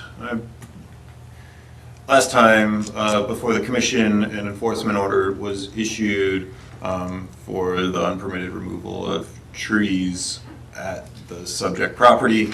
As part of the enforcement order, restoration planting plan was to be prepared, brought back for the commission for their review. It was done in the timely manner. That was included in the commission's packet for review. Additionally, I did include the property owner's email, if you want to kind of touch on that and kind of lead through it. Yeah, so I was doing a lot of research on the different nurseries in the area and for like buying trees. And I found that New England wetland plants, I mean, they're still in Massachusetts, even though they're a little bit further, but they like specialize in restoration while the other like nurseries seem to be for like landscaping, I think, primarily. But the largest size that they sell is 4 to 6 feet. And when I asked about like the caliper, they said that it varies depending on like the growth conditions and the species and such. I also like did a lot of research on the trees, like how much that they would grow depending on their size. And I think that smaller trees do end up surviving more, so that like they don't just die out after you plant like a large tree after a few months or years. Like to be honest, I talked to a lot of the, I talked to the contractors who like cut the trees in error, and I talked to John Bonica, the septic contractor, and none of them wanted to take responsibility for the mistake. And I take responsibility for part of the mistake for allowing them to cut down the hazard trees, because I didn't know that was against the original order of conditions. But that is my fault. But for the other trees, the Stancy and McNary took responsibility for one tree that was cut down, but none of the others, the engineers. And John Bonica said that it was the tree company's fault, and the New England Tree Master says that it was John Bonica's fault. And I just couldn't get them to take responsibility. And like when I was researching the cost of the trees, like to be honest, I can't afford it. Like the trees are, if they're like the largest standard nursery size of like larger caliper, they're primarily sold to the like landscapers who can buy them wholesale. But for a homeowner like myself, I would pay retail, and they would be $300 per tree at least. And like for 30 trees, that's like, around at least $10,000 plus like the shrubs. And I like love trees. Like I moved to Westford because I wanted to be closer to nature, and I'm like a bird watcher and such. So I would love to plant the trees, and I'm even willing to plant more trees or more shrubs if that would be good, like conservation wise. It's just that to buy the trees themselves, like it would be the difference of spending maybe $1,000 or $2,000 versus more than $10,000 if I were to pay for like the 4 to 6 feet tall versus the larger trees. So I was just wondering if on the schedule for the restoration plan, I listed the largest size from New England wetland plants, or I had Sally Hill put that, and it says 4 to 6 feet height, and I was just hoping that was okay. So,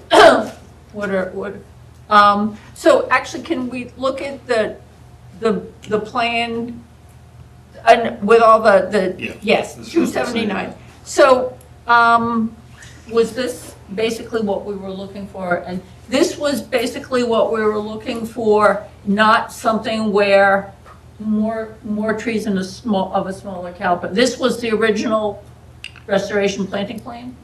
No, so again, I think they were developed in concert. Okay. Sally understood kind of the constraints and, with them being, 4 to 6 feet in height, and kind of planting, again, there's kind of general planting guidance so that, you're not overcrowding the trees, you're not overcrowding the shrubs. Again, the goal is to ultimately enhance give them a space to thrive. You don't want to, have them choke each other out. And so, yes, in terms of what I was envisioning, yes, this, a plan that, at the end of,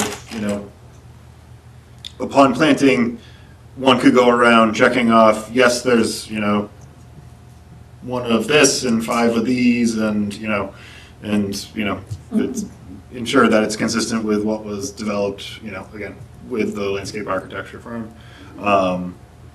And defer to the commission. Again, included in the meeting packet was the article referenced from the can't read it. I forget where it was from. Journal of Arboriculture from May 2020. I thought it was 20 or 20? 2000. Sorry. Okay. Yeah. See, that's how you got 2021 in it. Okay. Jim? I can understand the sticker shock with some of these, the bigger trees than the large numbers of them.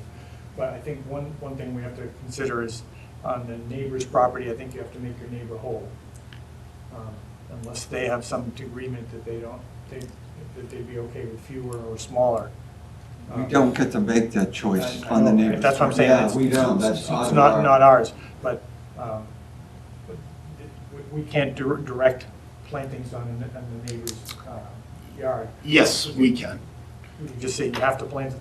Well, again, as part of this enforcement order, because, the contractors hired by the property owner affected an abutting property within the buffer, So the buffer is what gives us jurisdiction? Right, the buffer gives us jurisdiction, so in Oh, that's right, terms, they're all inside 100, yeah. Yeah. and so that was, again, the entire lot's within inside the 100. And so, And those trees have got to be as big as they can get. right, I mean, if that's. I mean, Especially, I'm thinking especially on the neighbor's property. Exactly. So you're thinking where we're trying to recreate the buffer screening, that's where we would want to put the effort into larger trees Yes. Yeah, right to along the get, side here. to get started Yeah. more quickly, and that in the lower portion, I could be okay with fewer. with the same number but smaller caliber. Not reducing the number of trees, reducing the size. I could even go with some fewer, Okay. but smaller, yes. Okay, Marilyn. I was also thinking that, and I agree with what you just said, but maybe in terms of financially, that it could be in a staggered kind of planting over a 3-year period instead of just one. No, it's not going to happen. No, do it all at once. If you have to but do it and do it all because you're going to be chasing it. But also, you want to get this disturbance over at once so that something that's starting to grow is And if not, I'm planting smaller things, don't want to be You wanna planting get smaller the- things 3 years from now. Yeah. You know, want them in the ground ASAP. So they all start In growing. 3 years, have 3 years worth of growth. yep. Okay. So do you have a proposal? Yeah, like verbally right now. Well, Why don't we look at the visual plan? So I think you've heard what our comments were. And I guess I will paraphrase. So with the trees that are proposed on your neighbor's property, to do those with the larger caliper so that they start out bigger. And then, yes, on your property, maybe go down a caliper size to be able to get them all in the ground at the same time. Okay, so would it be okay to have the schedule stay the same? You know what, use the laser pointer. Don't look at it, but yeah, you can, so, There you go. So this generally can stay the same for the 88, but then for 86, this can be, like 2 to 3 inch caliper? Or, I don't know what. I think, so you're saying the trees on the abutting property of 88 Tadmuck, or 86 Tadmuck, to be some of those planting, some of the ones available from the more local nurseries that, are larger, that have, kind of. Is there like a specific size that they should be? Again, I think that was, I'm thinking your neighbors over here is going to want them as large as they can be. but it's also availability of we're going for a large size, but also what's available Okay. where you're sourcing the plants from. I mean, if we tell you a certain size and there are no trees of that size available, it gets us nothing. Right, I Well, we certainly. don't have to source it all from one place either. Right. There's got to be an effort to make the neighbors whole with, trees that, are going to make the neighbor feel whole. And I think those are going to be larger trees. And if they can't be sourced from one specific nursery, then, you kind of need to go look at another one. So how, in terms of because we're not we're not experts at this, at defining, you know, caliper or height or whatever. So the 4 to 6 foot height, is that the higher or the lower caliper that you were looking at when you did your research? Is the 4 to 6 foot high tree what you looked at originally, or And got the, sticker shock with, or is this the smaller one? the size down? I think it was like, that's as large as they go before they switch to caliper counting. And so if, you know, where you were planning on sourcing the plantings from New England wetland plants, Yeah, their largest plant size is this 4 to 6. right, and they So also had this- the biggest like stock of native trees. No, right, and their Yeah. website, I certainly spent far too long just scrolling around on it. But in terms of, say, the 4 trees proposed here on the abutting property, can they, you know, see what's available at Weston Nurseries or Cataldo Nursery, you know, what's a commercial landscape, you know, see what's the largest that's available for those, you Like know. for the retail stock? Yeah, I can do that. You know, for those 4, and then, you know, if, you know, amenable with the commission, which certainly seems, you know, for the ones on 88 Tadmuck, can be the, you know. The size that are listed here? From New England wetland plants, you know, again, they certainly seem to have a very diverse offering, and, you know, I was impressed by their entire catalog. So I think if that's amenable with the commission, kind of the 86 Tadmuck Road trees, you know, look to see what is available at a local, you know, largest available at a local nursery, and would, if this is updated and provided to myself and the chair, would the commission be okay, you know, with the 2 of us approve, you know, reviewing and approving it, so they don't need to come back to another meeting, you know, we can kind of. Yeah, I'm fine with I that. have no Okay. trouble with that. One question for clarification is, so the homeowner at 88 Tadmuck would be responsible for procuring and having the trees planted on 86 Tadmuck, but once they're installed, then the ongoing watering and such of the plantings would revert to the homeowner?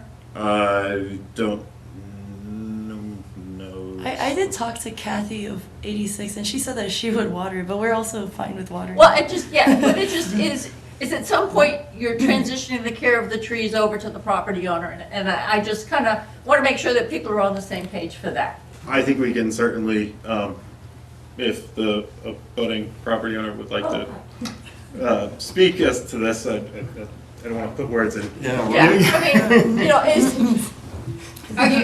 think you've heard what the discussion is, and we're looking for your Does that input. work for you? Good evening, Ronald Deshane, 86 Tadmuck Road. Let me start where we met with Miss Yang and Sally Hill about a month ago, walked the property and what our requests were for trees. We wanted larger diameter trees. We were gonna alternate the gray pines and the red maples, and then 2 blueberry bushes and 2 winterberry bushes along our property. Because we want that to fill in, because we've lost privacy where our deck is, so we'd like to have that filled in there. As far as how you go with your trees, I understand where you want to go with that. But as far as watering, you know, that's not a problem for us, watering on our property. Okay, we just, yeah, it's just, We just want to make sure if they're planted, they're maintained and taken yeah, care of. they're watered by one person and only one person. Yeah, it's just, yes, they are watered and not watered by 2 people. They're not drowned.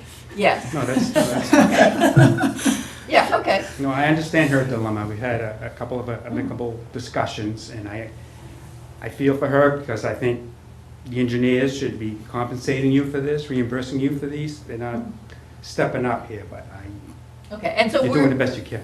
yeah, so we're looking to get larger size of the trees that are being planted on your property so that you get your screening developing more quickly, and we'll go with And the we're going to small, leave that up for you and that Matt and I will look to at it. ensure that that happens. Yes. That's good, yeah, I appreciate it, yes, thank you. Okay. Thank you, that works, yes. So I'm the mother of the homeowner. Okay. So I have a question. If from the New England wetland, if nursery or whatever they call it, if they don't have the largest like a tree of that species, a red maple or gray birch, do you think?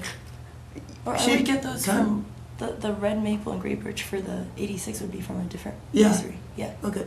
Yes. You are allowed to look for different species, or you Or limit it would have to to that be two. in agreement with Ron and Kathy.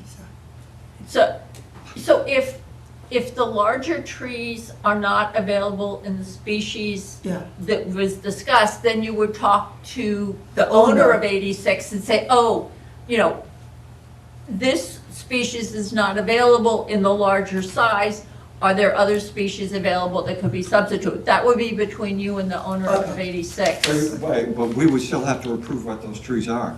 Like pine or Right, you know, ultimately it would, you know, the kind of the final say, you know, so if, you know, Weston Nurseries doesn't have, you know, red maple and gray birch, they have, you know, oak or something, you know, something that, and the. How detailed do you want to be? No, I just want to make sure Yes. that, you know, If you're the comfortable neighbor is with. happy and made whole. Yeah. With trees of a size that he feels comfortable with, that are substantial enough that allows that screening to grow in quicker. So so the neighbors would have the say on the type of tree, and Matt and I would be responsible for making sure it was a native species and it was the larger size. That's great. Okay. That's pretty much it. Great. Okay. Oh, sorry. I have one more question. I think one of you brought up that some of those trees in front by the street would block the driveway, and I didn't realize that, but yeah, that is totally true. So, is it okay if maybe 3 of these stay, but then the other 3 are moved over here? Or maybe here? Yeah, I don't, I mean, I'd be amenable to them being moved so they don't create a sightline issue. I mean, it kind of, again, and the landscape architect used kind of the full plan for, you know, the current open notice of intent application before the commission. But in terms of, So if you want to move a couple of those, just make sure you're good, yeah, you again, know, moving matter them good. around as, you know, need be to make sure that sight lines are maintained, and, you know, I'm certainly very amenable to that. Again, it's, So just get the okay. Okay. Yeah. Yeah. And then I'll just let me know where they're ultimately gonna end up, and, you know, Yeah. but I'm largely okay to, you know, move the puzzle pieces around as, you know, as it is safe. Okay, great. I think that's Okay, it. so, now this is not something, do we need to have any kind of vote? I would, as they're yes, if we Okay. could, just to delegate Margaret. Can I have a motion? For final review. Can I have a motion for the commission to approve that Matt and I have final review of the size of, Size and species. the size and species And of, location of planting. and location of plantings for this plant? So Second. Okay, 7. all those in favor, Eric, Yes. Marilyn, Yes. Jim, Yes. Ann, Yes. Noel? Yes. And Margaret, yes. Okay, Great. so that's the enforcement order. Now we're moving on to the continued public hearing. Thank you so much. No, Oh, sorry. we're not done yet. Yeah, not done. Okay, Scroll down. Oh. so the continued public hearing. So, again, this was the continued public hearing that was originally opened last winterish, regarding the construction of a second driveway entrance. I think a deck was also proposed. My thought at that time was to wait to resolve the planting plan, you know, prior to, make sure that the planting plan could be implemented, not requiring kind of the area for the second access. As shown on the planting plan included previously, it certainly looks that it could. And so this is an open, continued public hearing. I would recommend, as we don't have an updated plan from the engineer, I know I'd have to certainly go back to the meeting minutes to see kind of where things, concerns of the commission initially, as it was last December, going to see what information the commission was looking for. Again, it got muddied with the enforcement work. Yeah. So, with the applicant's permission, I'd like to continue this to the May 14th meeting. We'll circle back with the project engineer and, kind of Figure out where we were. Yes, and, kind of restart the public hearing process as, again, it's been 4 months. A little while. Yeah. Yeah. It's for the driveway, right? Yes, for the driveway. The driveway and also the discussion of the deck. Okay. That probably wanted- won't happen. Okay, but, Yeah. yeah, and it's, you've had time to think about things like that. It's just we need to pick up the pieces and figure out where we're starting the discussion. Okay. Okay, so can I have a motion to continue? Well, actually, we really haven't talked about the public hearing for 88 Tadmuck Road, but are there any comments or questions from members of the audience? No, okay. Can I have a motion to continue the public hearing to May 14th? So moved. Second. All those in favor? Eric? Yes. Marilyn? Yes. Jim? Yes. Ann? Yes. Noel? Yes. And Margaret, yes. So we'll see you in 3 weeks. Okay, thank you so much. Thank you. Thank you. Thank you. Have a Okay. nice evening. Yeah, Thank you. thank you. So, moving on to our 7:45 PM agenda item, it was the day agricultural and conservation land request for setting up a hoop house for the community garden. That request, are you here for that? No, okay, just one. We'd received correspondence over the last couple of days from members of the community garden and members of the agricultural commission. This will be tabled to a future meeting. Will be included on the agenda when it is. Moving on to the next agenda item at 7:45, certificate of compliance request for 29 April Lane. This was a order of conditions issued under the town, only under the town's wetland bylaw, number 10. Included in the commission's meeting packet was the as-built septic system, which showed both the house, kind of scanned it in poorly, the house and as-built septic being located further outside the 100-foot buffer than was originally proposed. The work within the buffer was the construction of the driveway, paving of it, and the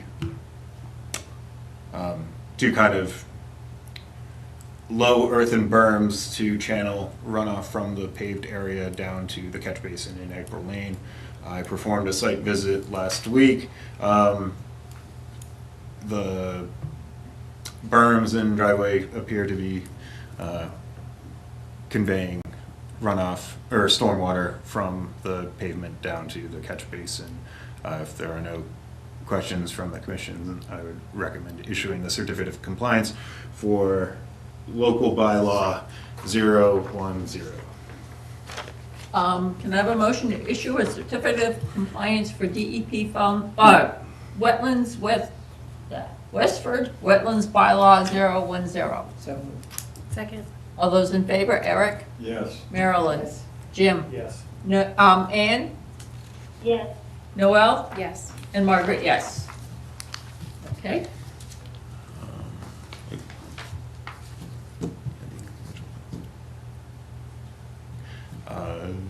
Up next, if I may, again, is another certificate of compliance request further down April Lane for,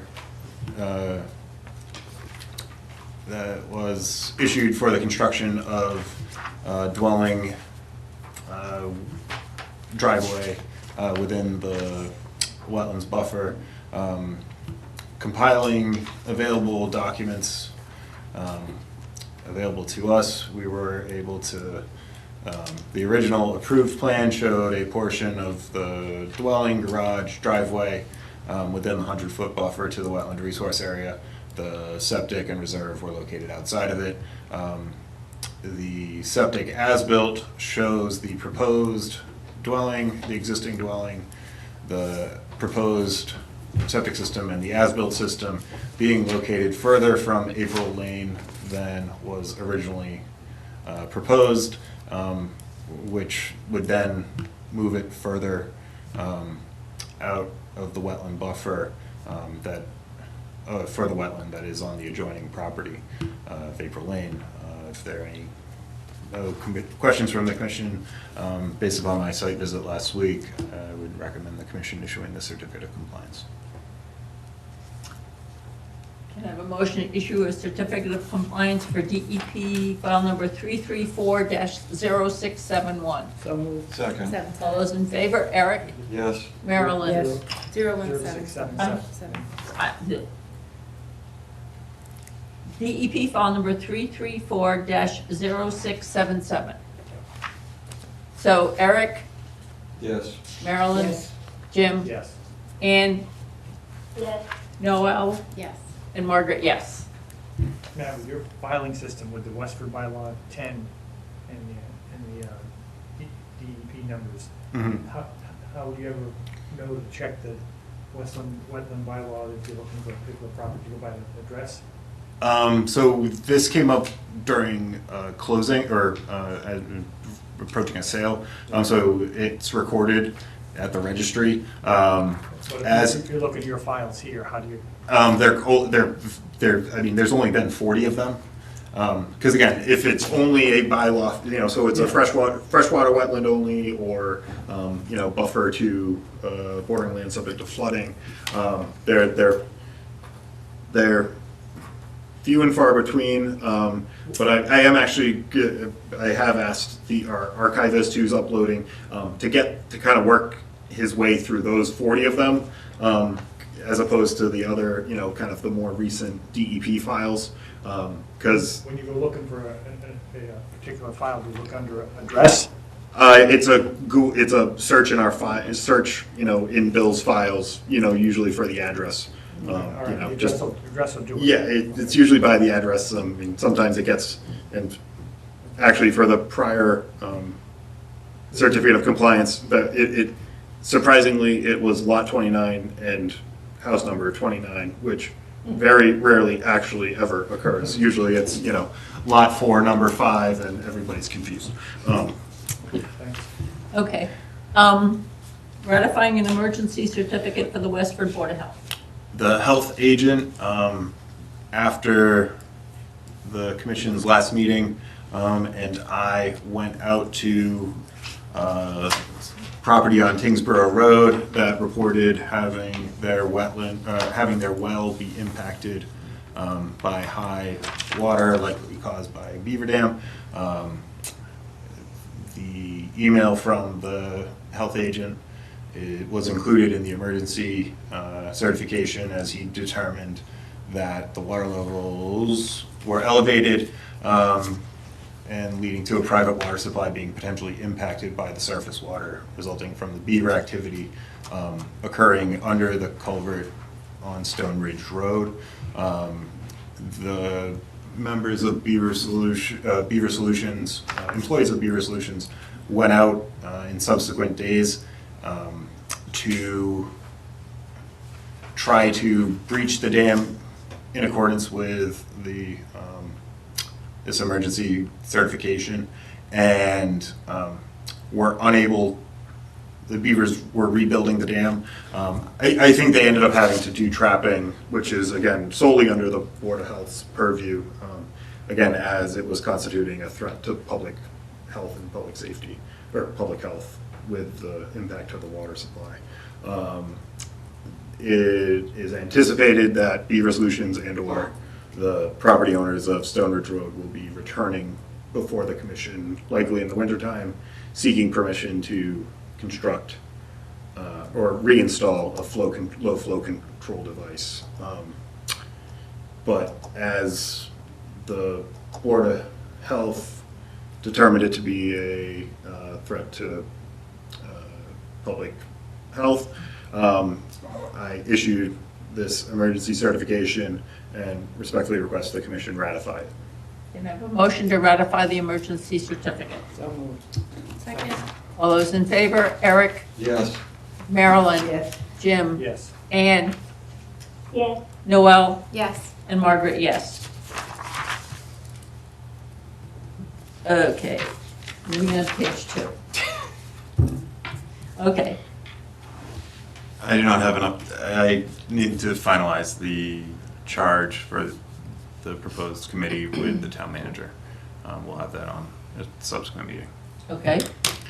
And Bobby's Ranch. also was not to be discussed. I had not made progress. Okay. Good news. 20 Keys Road, I have not sent the letter to the property owner with regards to the Stony Brook Conservation Area, the hiring of the beach attendant, or the year-end review of the camper operators. I have not done it either. Do we know if rec department is getting ready to start hiring? I haven't. Okay, so that's, yeah, okay. The repair of the chimney. Yes, the next item, we're using donation funds from the Friends of EBC. I've not been able to reach out and coordinate with a second vendor to evaluate the chimney. And get a quote, Yes. okay. Edwards Woods, I don't have any update on that. Is there any way we could do a site visit there so that we could see what is actually going on? You mean do a site visit to Edwards To Woods? Edward Woods, yeah.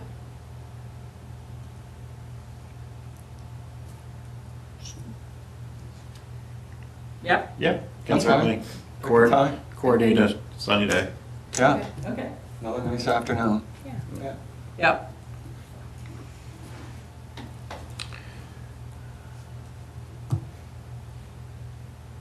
Do not have any update on the Freedom Park improvement items Okay. for this, nor the Summer Village CR amendment We need to update. get you an assistant. We do. Sierra does a fantastic job. It's No, I just know. there's a lot of. No, I know, Westford's a big town with a big population. it's a lot of stuff. I've not heard from the trustee of the Jarvis Hill Estates open space parcel. So once he gets back to us, that Yeah. will close that one out? Yep. Okay. Do you think he needs, not that you need to send more emails, but. If I happen to go by the area, as I'm out and about town, I may just go quickly pop in. Again, it's thankfully not too far off the road.